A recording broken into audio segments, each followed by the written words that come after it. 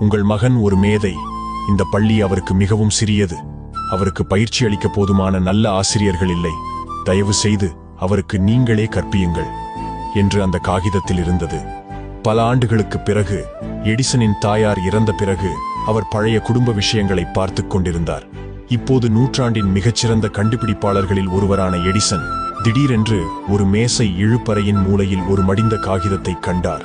அதை எடுத்து அதனை திறந்து பார்த்தார். அதில் இவ்வாறு எழுதியிருந்தது: உங்கள் மகன் மனநலம் பாதிக்கப்பட்டவர். இனி அவரை பள்ளிக்கு வர அனுமதிக்க மாட்டோம். எடிசன் மணிக்கணக்கில் அழுதார். பின்னர் அவர் தனது டைரியில் இவ்வாறு எழுதினார்: தாமஸ் ஆல்வா எடிசன் ஒரு மனநலம் பாதிக்கப்பட்டவர். தனது ஹீரோ தாயால் நூற்றாண்டின் ஜீனியஸ் ஆனார். மொரல்: ஒரு தாயின் அன்பும் வளர்ப்பும் ஒரு குழந்தையின் விதியை மாற்ற உதவும். நீங்கள் மைண்ட்கிரிட் தமிழ் ஃபாலோ செய்யவில்லை என்றால் நீங்கள் என்னை மீண்டும் பார்க்கவே மாட்டீர்கள். இப்போதே என்னை ஃபாலோ பண்ணுங்க.